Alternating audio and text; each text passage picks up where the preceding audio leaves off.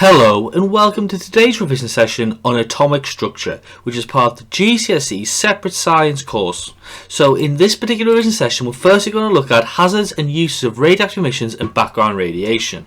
So half-life of a radioactive isotope is a fixed value due to the random and spontaneous nature of the decay. So each isotope has a measurable half-life made from experimentation. So half-life is fixed as each unstable nucleus has the same unchanging chance of decaying and becoming stable. Now we can measure half-life as by looking at the graph or by looking at the net decline in an experimental equation. So half-lives can vary between years, months, days, minutes and seconds depending on that radioactive isotope. Now the half-life of a radioactive isotope can never be varied, only accounted for. We can never change it, is in fact constant. But in measurements there's a slight variance in half-life due to the random nature of radioactive decay. So isotopes can stay radioactive for a lot longer than their half-lives. Now different half-lives of isotopes makes them suitable for different roles in the world. So the type of radiation emitted by the nuclei also determines their function. Now there are many radioactive isotopes with long half-lives. Now why is a radioactive isotope with a long half-life dangerous? Well, a long half-life indicates the radioactive isotope will be radioactive for a long period of time and emit a lot of radiation. So therefore this means that the radioactive emissions could cause ionization over a long period of time. So the radioactive isotope if it has a long half-life, then the constant level, the danger will always remain constant for a long period of time. So this therefore means that the radioactive emissions could cause ionization for a long period of time. So therefore if a radioactive isotope has a long half-life, it means the risk associated with a long half-life isotope does not decrease by much during a human's lifetime. So therefore the activity and risk of the radioactive isotope stays relatively constant over a long period of time. So therefore they can be dangerous to nearby areas because they'll be exposed to radiation for many years. Now many isotopes have short half-lives. Now a radioactive isotope with a short half-life can be dangerous because a short half-life indicates that whilst the isotope will not be radioactive for a long period of time, it will only be for a short period of time, okay, the intensity of radioactive emissions will be very high. This means that for the time they are emitted, the radioactive emissions have a higher chance of causing ionization.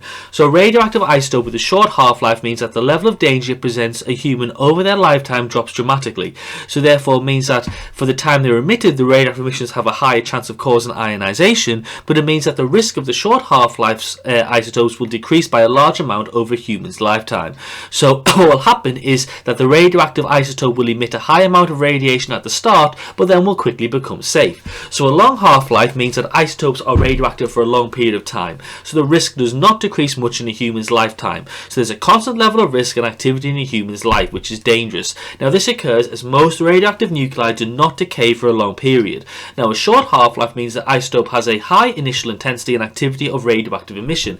This is dangerous, however the activity and risk decreases greatly in a human's lifetime. This occurs because the radioactive nuclei are very unstable and will rapidly decay. So you've got to understand what the long half-life and short half-life dangers are for the radioactive isotopes. Now you will always record a small amount of radioactive emissions in any place you place a Geiger-Müller counter. This is called the background radiation, and we can find radiation everywhere around us. So the background radiation can be found everywhere on Earth. The level of background radiation and radiation dose you will be given is affected by your occupation and your location. So where you live affects the amount of background radiation you're exposed to. The job you have affects the amount of background radiation you're exposed to. So jobs which have the highest exposure to background radiation include hospital workers, aviation workers and power station workers. So there is no place on Earth which has no radiation. Now this level of radiation is called the background radiation. Now the background radiation is very low and unlikely to cause cancer and mutations in humans. So background radiation can come from two main sources: natural sources and man-made sources. So you've got to understand where these two can come from. So natural sources include radon gas, they include cosmic rays, they include substances in our ground, in the air, in the building materials and in food. So it's very, very important to know that. Now interestingly, there's a higher background radiation recorded in Cornwall and Devon, as they are composed of radioactive rocks which can also produce radon gas. So this rock is granite, and this granite contains trace amounts of uranium in its structure. Now the higher values are still not large enough to cause a greater risk to its inhabitants. So you can have cosmic rays, decays, rocks, soil, plants, animals, they will all be examples of natural background radiation. But you've also got human activity, which is added to background radiation by creating and using artificial sources of radiation.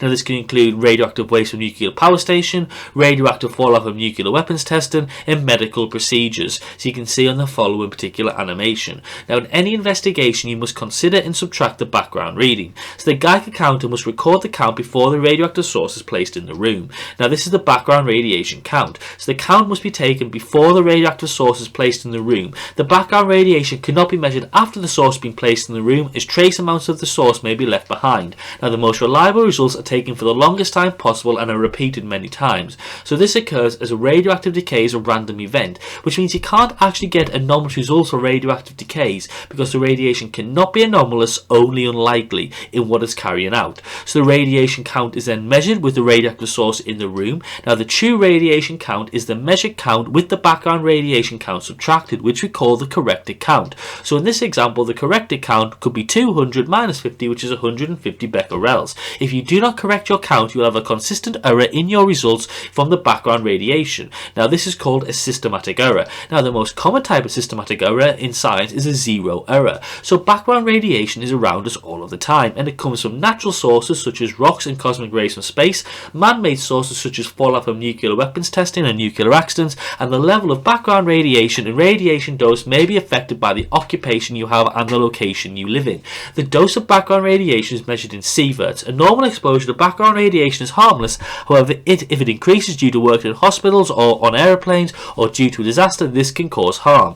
Now when carrying out an investigation, the background radiation must be subtracted from measured values. Now we've got to understand how we can also use radiation to carry out different tasks, such as thickness control. Now in thickness control, the amount of beta radiation passing through this foil depends on the thickness of the foil. If the thickness of the foil increases too much, the detector reading on the other side drops. So the sensor adjusts the roller to make the material thinner so more radiation passes through. This keeps the material thickness constant. So it's an important idea to note how this takes place and where it works, because if the thickness of the foil decreases too much, the detector reading increases. So the sensor adjusts the roller to make the material thicker so less radiation passes through. This keeps the material thickness constant.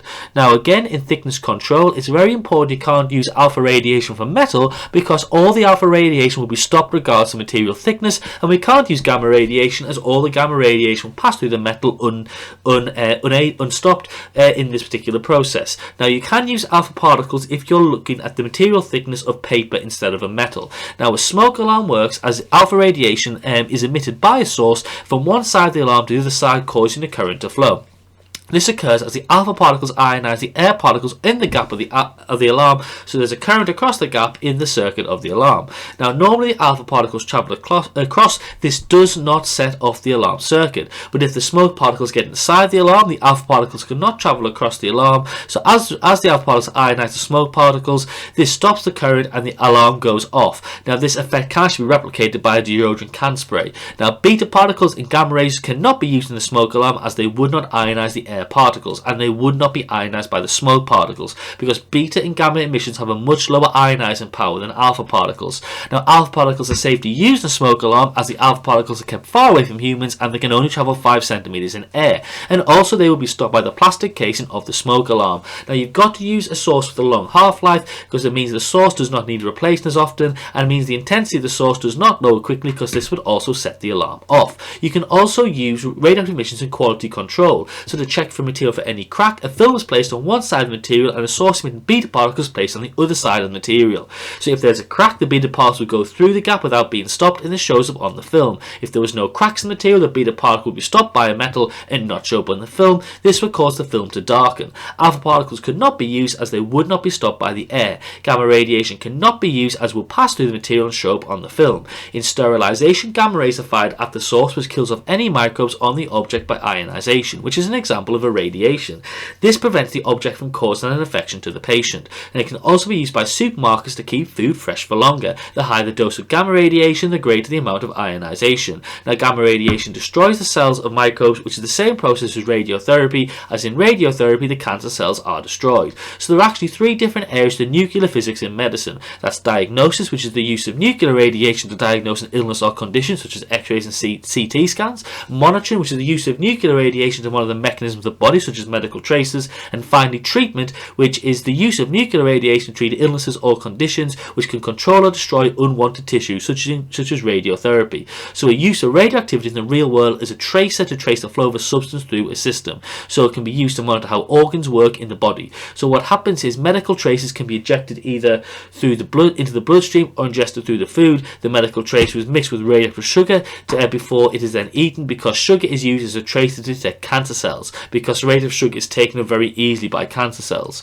So how a medical tracer works is the tracer must emit gamma radiation, as gamma radiation is the only radiation which can reliably leave the body to be detected. So cameras are set up to detect gamma radiation, called gamma cameras, and these images are then linked to software produced by gamma cameras. So you can see the following images produced via the gamma camera. So radioactive substances such as radioactive iodine or sugar can be placed in the body for diagnosis as part of the compound designed to target part of the body studied. So once in the body, the gamma radiation is given off by the radioactive isotope. It's detected by the gamma camera, and the gamma camera takes a series of images to show how the tracer moves through the body. So the gamma cameras are then used to take images of internal body organs, but it can only detect gamma rays from the nuclei directly in front of it. So the camera builds up an image of where the radioactive isotopes are located. Now the most common type of tracer is a PET scan, where in these scans radioactive sugar is injected into the body, which is then travels to where the cancer cells are. This tracer emits gamma rays which can then be seen by the gamma camera, and this can be rotated around the patient so that the computer can build up a 3D image on the screen.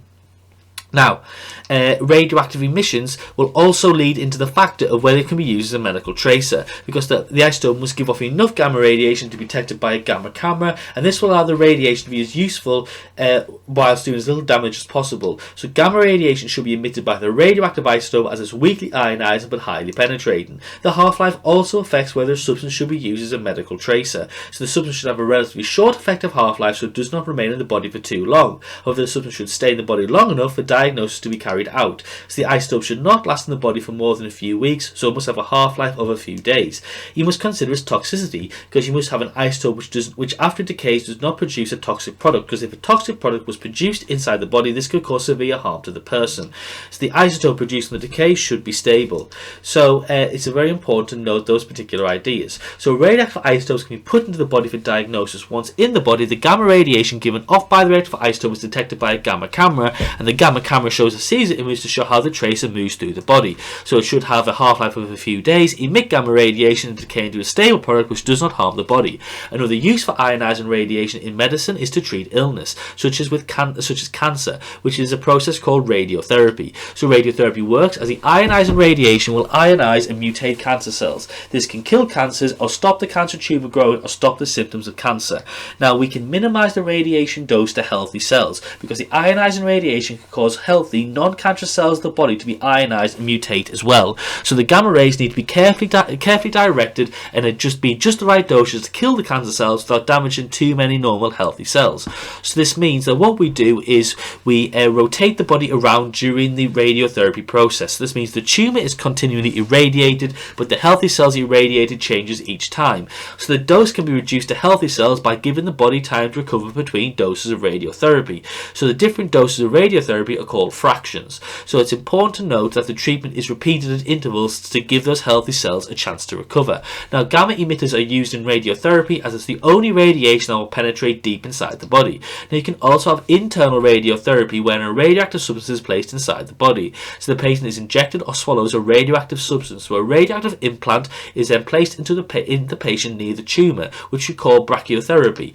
Now alpha or beta radiation emitters are placed as small seeds or tiny rods next to the cancerous tumour. Now alpha and beta radiation emitters are used as they don't have to travel far, because they're in the body already, and they're the most ionizing type of radiation, so they're most likely to destroy cancer cells. Now implant radiotherapy can be very effective as it uses radiation with a greater ionizing power and can target a particular organ. Now the half-life of the implant must be long enough to be effective, but short enough that it does not continue to irradiate the patient after treatment. Now ionizing radiation can be used to control or destroy unwanted tissue in the body, which we call radiotherapy. The radiation can be either coming from outside the body or inside the body. Now, radiation is used to either treat cancer, alleviate the symptoms of cancer, shrink tumours, or totally irradiate the body. Now, radioisotopes in radiotherapy have the following properties: produce lots of gamma radiation if external, or alpha and beta radiation if an implant, have a long half-life if external, or have a short half-life if an implant, and be easy to target different parts of the body. Now, damage will be done to healthy cells, which can make a patient feel very ill, but if the cancer is successfully killed off, then it is worth it. For every medical situation, you must consider the benefits and risks of using radioactive materials. Radioactive materials should be used if the benefits of the procedure outweigh its risks. So for many patients, radiotherapy is chosen as the benefits of treatment outweigh the risks that it presents. But it's important that patients are educated in the use of radioactive materials in medicine so they can make an informed choice on their treatment. We're now going to look at nuclear fusion and fission. Now, nuclear fission is determined by one subatomic particle, the neutron. Now, what happens is we consider one unstable nucleus. Now, let's consider uranium as it's the largest natural element. So let's consider one unstable nucleus here. Now, what we do is uranium is considered the largest natural element, so therefore it's probably the most unstable nucleus we know. So therefore what we do is, to begin the nuclear fission process, a neutron is fired into the uranium nucleus as shown.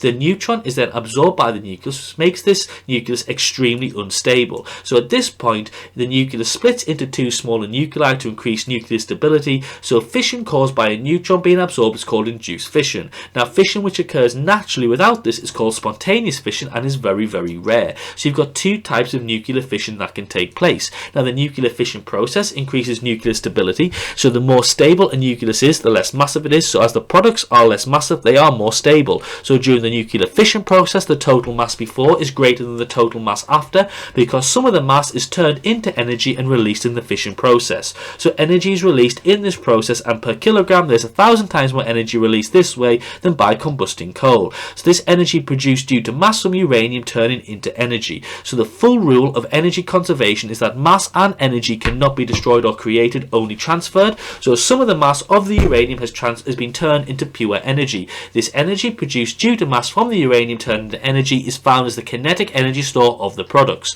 So all the products of nuclear fission have kinetic energy, but this energy can also be found as gamma rays. Now, some gamma rays are also produced in the fission process, but the fission process also produces 3 more neutrons as well. Now, these neutrons come from the remains of the large unstable uranium nucleus. Now, again, they will have kinetic energy because all the products of nuclear fission have kinetic energy. So you can see you've got 2 more stable smaller nuclei and 3 neutrons. So before fission you've got an unstable uranium nucleus and a neutron, whilst after fission you have 2 smaller stable nuclei, 3 neutrons and gamma rays. So you can see what is happening before fission and after fission. Now, all the products of nuclear fission have kinetic energy. Now, the neutrons produced in fission then go on and fission other uranium nuclei. This continues the fission process with other uranium nuclei, which causes the process to continue without further input of neutrons. So the previous fission event links to the next fission event like a chain. This is why nuclear fission is called a chain reaction. Each reaction links to each other like links in a chain.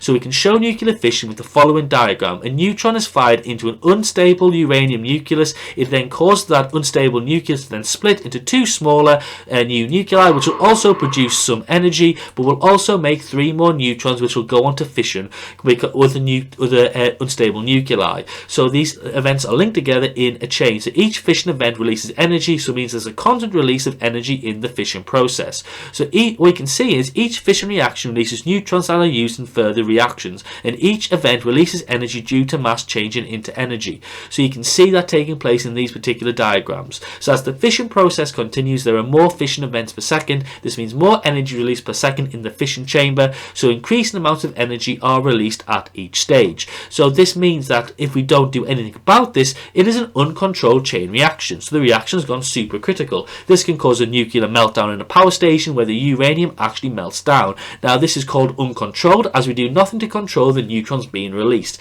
So in this process, more and more energy will be released until there's an explosion, which is the process behind nuclear weapons. Now, Albert Einstein realized that mass was just another form of stored energy. So he linked energy and mass with the equation E equals mc squared. So technically it's not the total energy must be the same as before as it is after, rather that the total mass and energy before must be the same before as it is after.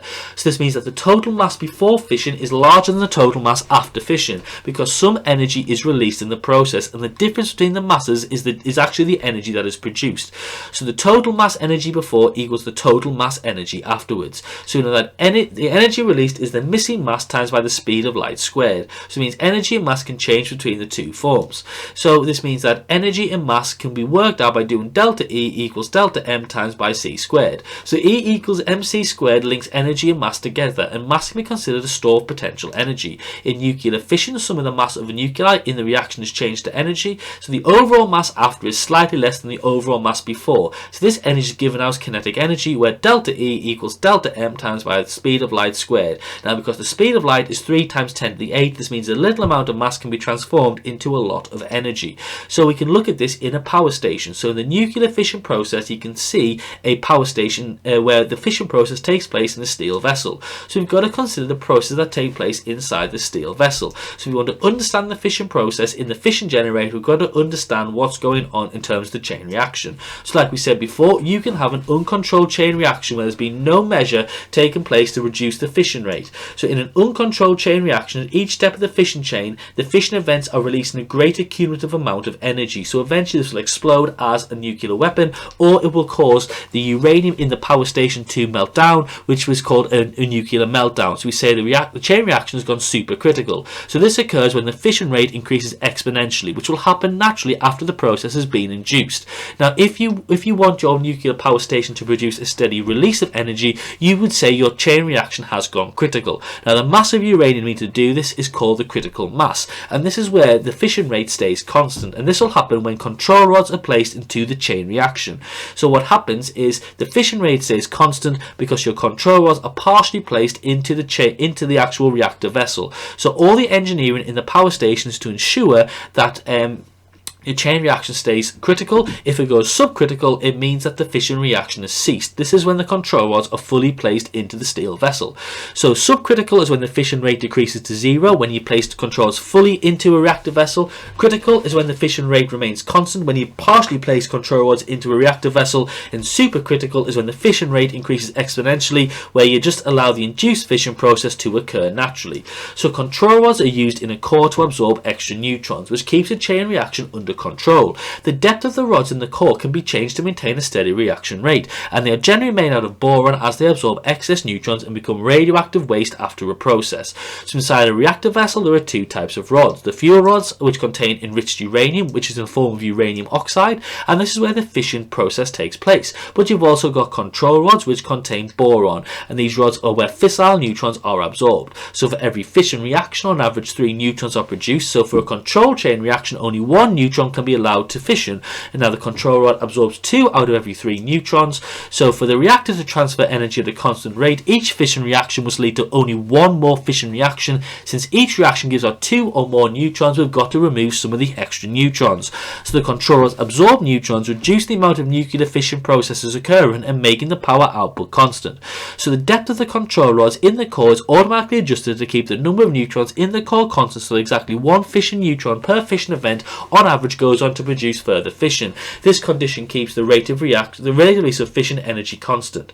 So we can lower the controls further into the reactor vessel to absorb more neutrons and reduce the amount of fission occurring. Now, some neutrons leave the reactor vessel without interacting as they're traveling too fast, while others are absorbed by the uranium nuclei. So if we need more neutrons, we can raise the control rods. So an emergency shutdown procedure of a nuclear power station is to fully insert the controls into the reactor vessel. This will ensure all neutrons are absorbed and no further fission can take place. So we say the chain reaction has gone subcritical. So you've got here your idea of control rods, and the the absorption of the neutrons increases the number of neutrons in the boron nuclei, which can actually make those control rods nuclear waste after the process. Now, the other nuclear event is nuclear fusion, which takes place when two nuclei combine to form a bigger nucleus. So it's important to know that the total mass before fusion is bigger than the total mass after fusion. This means that some of the mass from the start of the process has been lost in the fusion process. Now, the mass has been converted into energy with the equation delta E equals delta mc squared, which is the same energy used to work out the energy released in nuclear fission. So this mass change is converted into energy by delta E equals delta mc squared. So what happens is the nuclei is more stable after the process than it is before. So the energy is released as the kinetic energy store of the product. Now, fusion does not happen at room temperature. For fusion to occur in the universe, the temperature and pressure must be extremely high. This is because it is nuclei that's carrying out fusion. So therefore, both nuclei are positively charged. If you try and push them together, they will repel each other. So you need to have a high speed to overcome the electrostatic repulsion of the positive nuclei so that they can combine. Now, every element below iron will carry out nuclear fusion, as this increases stability. Now, iron is the most stable nucleus in the universe, so it doesn't need to carry out fusion. Now, the sun is in the main sequence of its life cycle, and we can actually define the part of a star's life cycle by what fusion is undergoing in the core of that star. So, for example, because the sun is in the main sequence of its life cycle, it is fusing hydrogen into helium nuclei.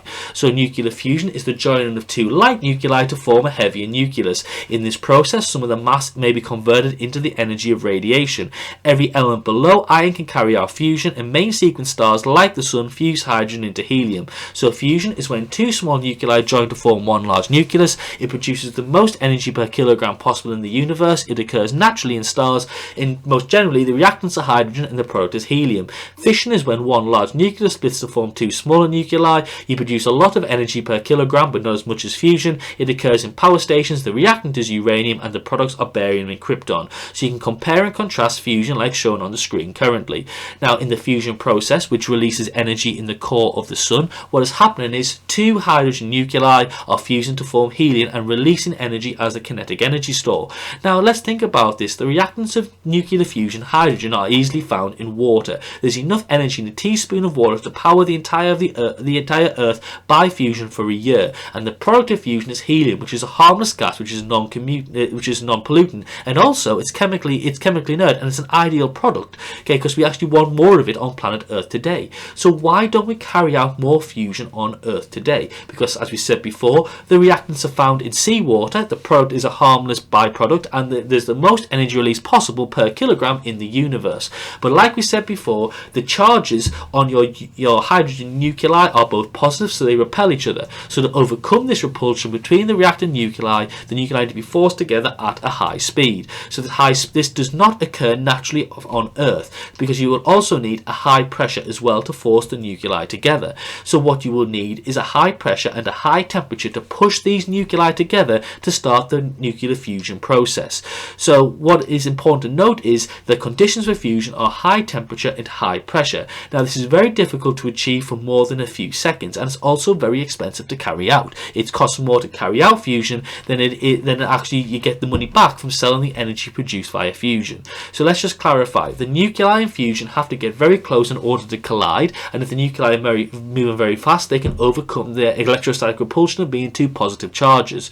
So what this means is you need a high temperature and you need a high pressure to carry out fusion. So today, many fusion reactors only work for a few minutes before the temperature decreases too much, and then it uses more energy to carry out the process than the energy released in the process. So let's summarize what we've looked at in this revision session. That nuclear radiation are used in medicine for the exploration of internal organs and the control or destruction of unwanted tissues. You should be able to describe and evaluate the uses of nuclear radiations for the exploration of internal organs and for the control or destruction of unwanted tissue, and evaluate the perceived risk of using nuclear radiations in relation to given data and consequences.